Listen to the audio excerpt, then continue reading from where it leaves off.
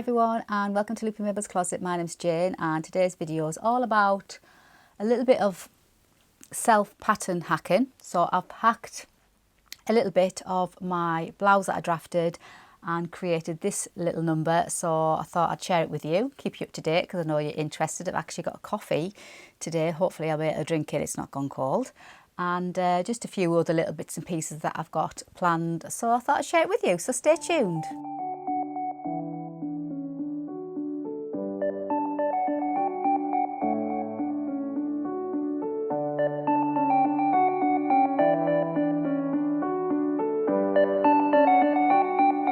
So hi and welcome back. Yeah, so you might notice I've got a little bit of a slightly different backdrop. I'm slightly moved over to the right. If I go any further to the right, seriously, I'll be out the door. So I can't go any further now. I think I've got as much crammed in this room that I can possibly cram in. I do like a good room move around though, to be fair. So I'm already thinking, how could I get the best out of this room? It's about 12 foot by 11 foot, so it's a decent size. It's a spare bedroom, to be fair, so it's a decent size room. My mum's got the exact same type of style bungalow and she's got a big double bed and a great big massive vintage wardrobe and chest of drawers, so you can get quite a bit in the room. Obviously it's my sewing room, my little haven, and I've got everything in I think I can possibly fit in, but I'm sure I could move it round a little bit to maybe create or make it a little bit more efficient. I don't know, but it's a massive move. If every time I move something I always say, oh, I'm just going to move my room around, it'll be a few hours, and I'm literally gone the whole day. And I might rope my mum in. My mum loves a good move around. She loves organising and tidying and putting things where they should be, and you know, things like that, pottering about. When I used to have my little shop, my mum was absolutely brilliant in the front of the shop because she was always tidying about and pottering and moving things, and she was great for doing all the displays, because I didn't have time for any of that because I was all out the back making things and what have you. And she loved all that, so I might have to rope my mum in and see if she wants to come down one day and help me maybe move it around. But at the minute, this is how it is, so I literally cannot move any further to the right. As I say, I'll be out the door. So that's as far as I can go now, and obviously I have to accommodate my 4 cats. This room, the whole house, is maintained entirely for the comfort and the convenience of my cats. So whatever the cats want, the cats get. So we've got a secret camp, we call them little secret camps. We've got a secret camp bed down here that none of them have gone in yet. I'm sure they will in time. But whenever I create a nice little cosy bed for them, they never want that. They'd rather sit in a box or sit in the corner on the cold kitchen floor. That's cats for you. But I've got a nice secret cosy bed here underneath this clothes rail, and obviously got a secret cosy camp bed in the corner there. There's a secret cosy camp bed under my desk, and there's another one underneath this like little unit there. So there's 4 secret cosy cat beds, and at the minute there's only 1 cat in one of the beds. So yeah, I've got to do everything to accommodate the cats, so I have to put that in the plan. So we'll see. So in that gap where I used to sort of sit further in, I have got myself a little clothes rail. I feel like I'm in a shop now.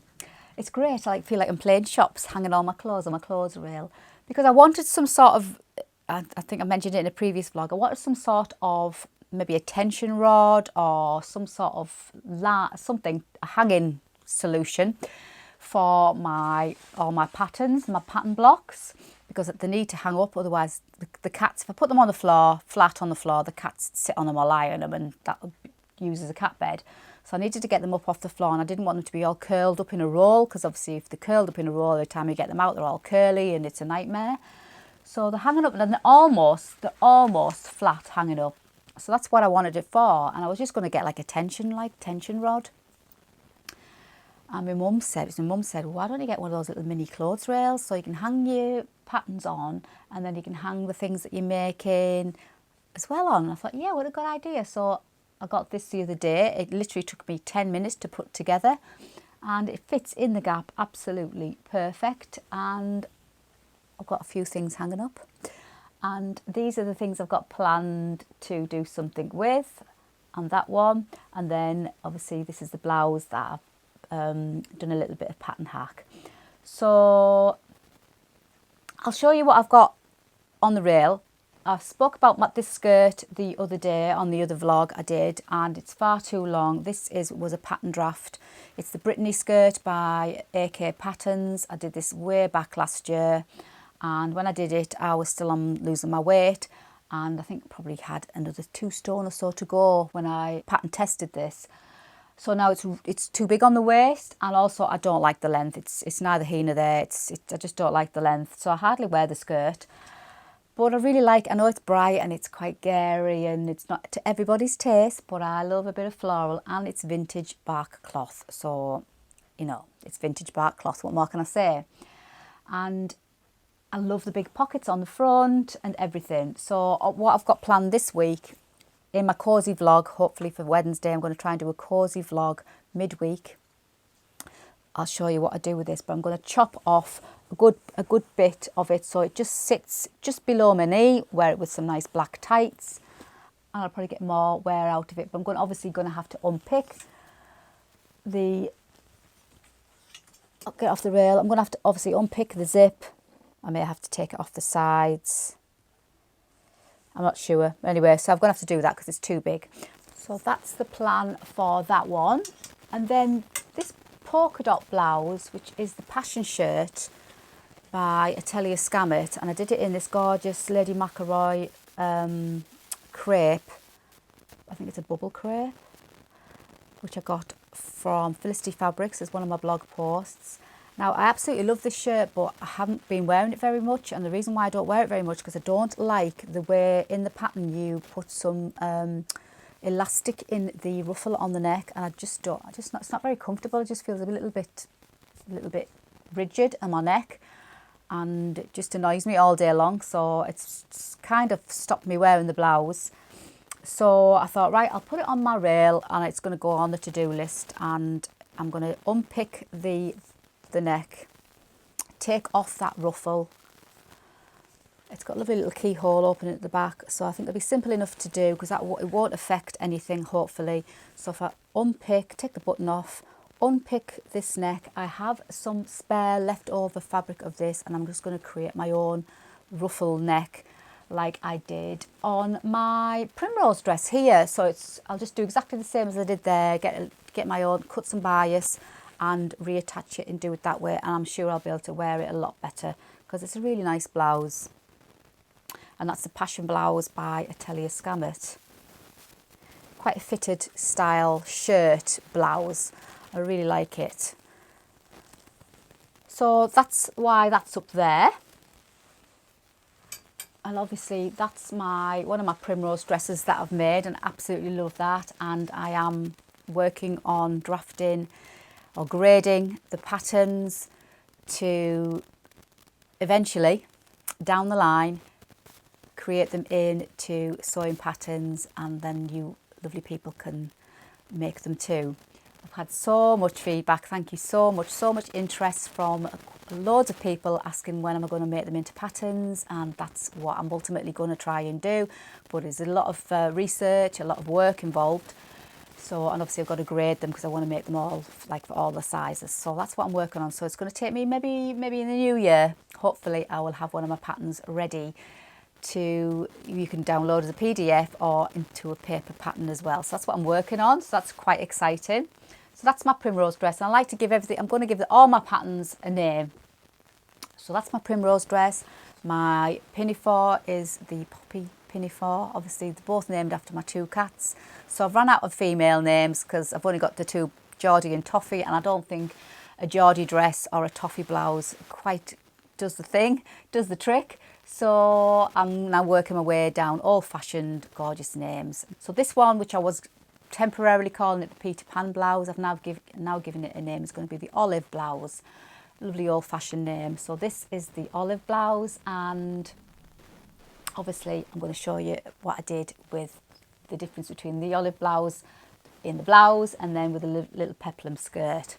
And one last thing that's hanging on my rail, this goes from way back from when I first started this channel.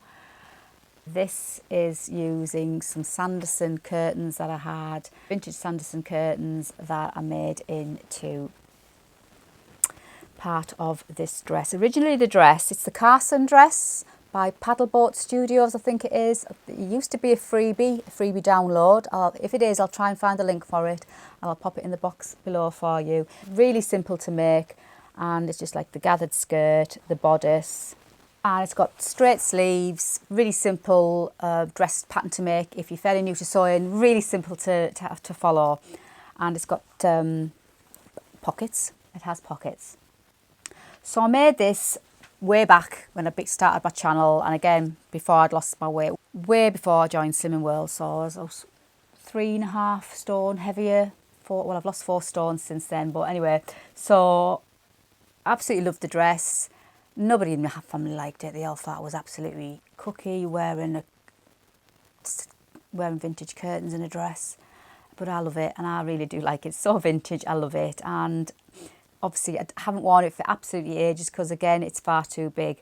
So I've put it out on the rail because it needs looking into, it needs something doing to it. It really annoys me when I've got work, I don't have any work in progress. I can't be doing with having work in progress. I don't have any unfinished objects, anything like that. If I make something, I make it from the beginning to the end before I move on to anything else, and I certainly wouldn't leave anything half made, put it one side and leave it like that for months. It's just, I can't cope with that. I'm too much of a control, you know. Oh no, it's not organised enough for me. That would just absolutely drive me crazy. So if I do make anything, I have to make it and I'll finish it, even if it takes me hours and hours and hours to put a zip in, like those the Jenny overalls, the Jenny pants. I think it was 6 hours to put that flipping zip in.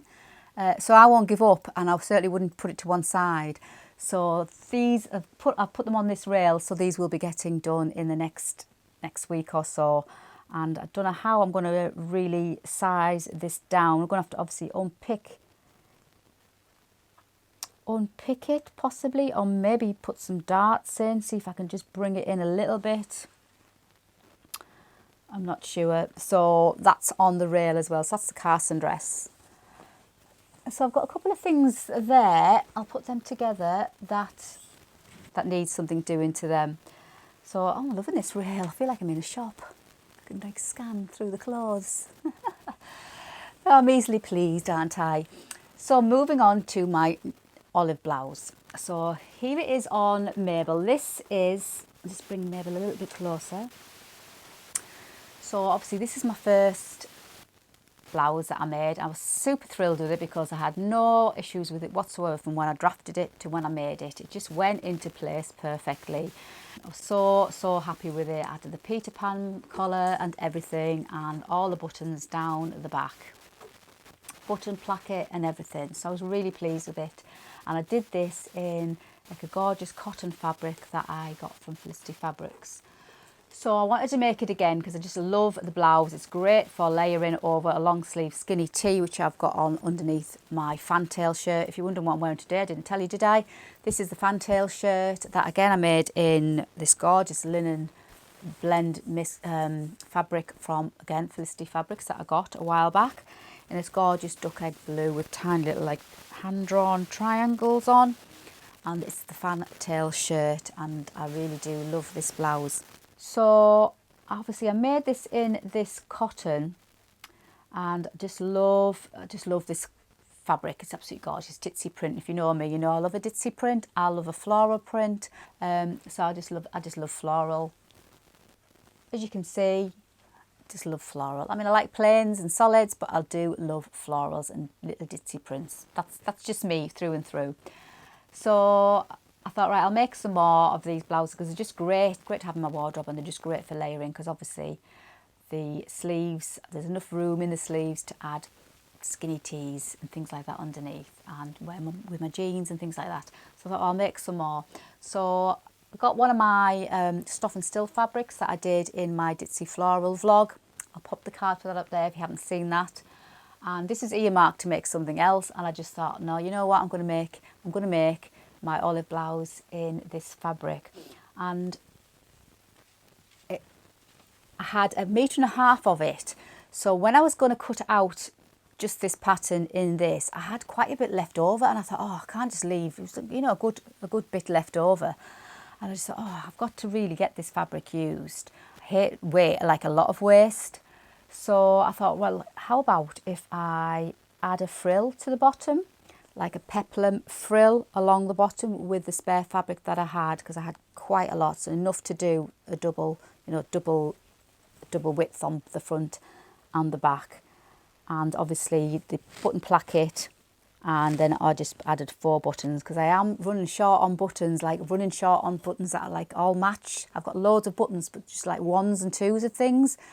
Really running short on vintage buttons that like sets of 6 and 7 to add things. But anyway, I managed to find 4 buttons that go quite nice on the back. So that's what I did. So I basically did a pattern hack of my own pattern. And then I thought you could even extend the frill and make it into a gorgeous type of dress. I was really pleased with that. So I've not just got the olive blouse, I've got the olive blouse with the ruffle peplum, and then possibly hack it into a dress. So when I come to draft this into a proper PDF pattern, downloadable pattern for you all, it will have a few options on it, which we all like. I like a pattern that has a few options on it. So this one will definitely have at least the 2 options on. So I was quite pleased with that. So obviously I popped pictures up of me wearing it. I was super chuffed. And also because this is a viscose, it has has a different drape to the cotton. The cotton has more structure, crisper, which I absolutely love. And then this one I think is absolutely perfect for the drape of the ruffle at the bottom. So I was kind of pleased with myself when I did that. So obviously I had to share it with you, show you what I've been up to, because I know you like to see what I've been up to. So I fancy making another one in another one of my fabrics that I've got from Stoff and Still, and I've been looking at this one in that gorgeous purple and blues and lilacs and peaches. So, and again, there's 1.5 meters of this, so there's enough to do this version again. So I am tempted to make another one. Or would that be too boring, having 3 blouses the same? Well, 2 blouses the same. But yeah, I fancy making it again. It was so lovely to make. And now obviously I've cracked what I'm doing. I've written the pattern instructions as well. So I'm halfway there with the pattern. I just need to get it all graded and sized, and then scanned in, and then all the graphics and things like that to get it into the pattern. But I have written the instructions, so I've got some part of that task done, haven't I? So yeah, so I just wanted to share that with you. So that is my olive blouse pattern hack, and I've got just a little bit left, as you can see here. That's all I had left, so there's very little waste, which is much better than before. If I'd have just done it in that version, it would have been too much waste. And I've got just enough left to cut out a set. I've got 4 pieces. Just enough to cut out 2 sets of pockets, and then they'll go into something else I make. So there's no waste at all in that. And I even made my own bias. Didn't show you, did I? I even made my own bias for the Peter Pan colour, which just finishes it off, and it just makes it look really professional. So yeah, that's all I had left. So that was good. So that's my olive blouse now. So I'm super pleased. So I've got my olive blouse, I've got my poppy pinafore, and I've got my primrose dress. So I'm like absolutely thrilled with myself. And as we speak, on my cutting table, I've got my A-line wrap front dress that I'm working on. So I'm doing a toile in that, because obviously it's a completely different style. I have no idea what it's going to be like on. So I'm doing a toile. I've just got some cheap cotton, polycotton fabric. And I'm just doing a rough toile just to see how the wrap over part goes. It won't be a true wrap over where you open it up, but it'll be a wrap over style front. Listen to me, I am like, you know, fashion designer extraordinaire here, but I'm not, clearly. but I'm loving the process and I'm just so enjoying it, and it makes me happy, so I'm going to keep on doing it. So let me know what you think of my pattern hack of my olive blouse. Let me know what you think, and hopefully I'll be able to share with you what I'll get done on this part of the rail here. Hopefully for my cosy vlog next week I'll be able to show you what I've done with my skirt at least, and hopefully added a new ruffle collar to the neckline of my passion shirt. So stay tuned for that. So that's it for today. Hope you enjoyed today's vlog. Coffee's freezing cold again, as usual in this house. I just wanted to share with you what I've been up to and my excitement for pattern drafting. I'm absolutely loving it, and I know you're all interested in what I'm doing and what I'm creating each week. So I've got lots more coming as usual. I have my next sewing directory project coming, and I have got a couple of Minerva makes. This little pile behind me, well, quite a big pile, shall we say. They're all future Minerva makes, all ditzy florals, as you can see. So I've got a few things mapped out for them, and I wanted to have a go at using up those delicious jerseys that I got the other week. So stay tuned for that too. But until the meantime, thanks for joining me. Let me know what you think in the comments box below. I love to read your comments, and I shall see you on the next video. Stay tuned and happy sewing.